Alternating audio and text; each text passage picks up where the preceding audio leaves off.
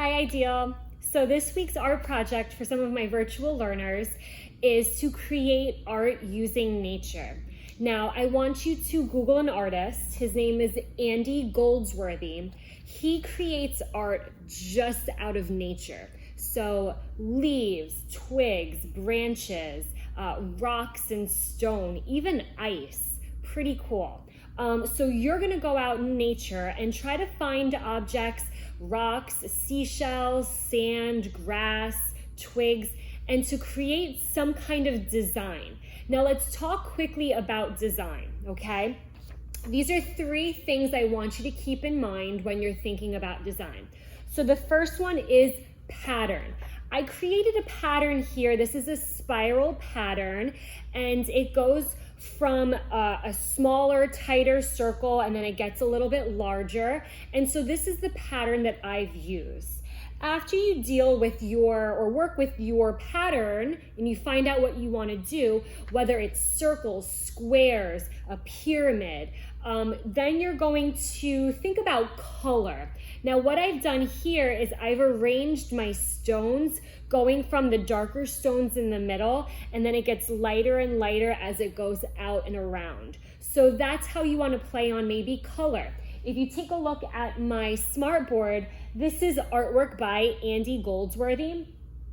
He used leaves, look how beautiful, with yellow to orange to red. And he kept it in a circle shape, very simple, and he just changed the color. So a great way to create design. Pattern was his circle, color is going from the yellow to orange to red. Now for a contrast. And what does that mean for contrast?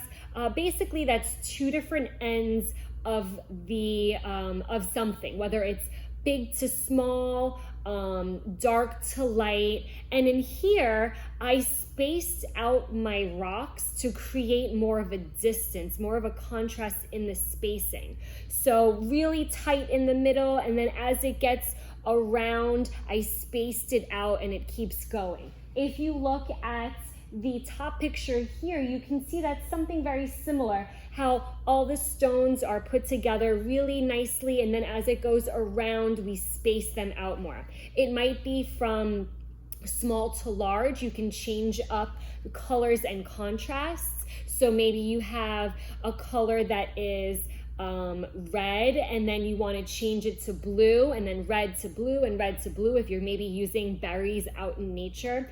So when you're thinking of creating something for your design, I like these elements here. So think of a pattern. What are you going to do as far as your shape or some kind of motion? Think of the color scheme. Is there something that you're going to do with the colors? And think of the contrast, big or small, dark to light, close together, far apart, in order to create a really awesome piece of art using nature, just like our artist Andy Goldsworthy. All right, Ideal, if you want to show me your artwork, I'd love to see it. You can email it to me at misip@learnideal.com. Have fun.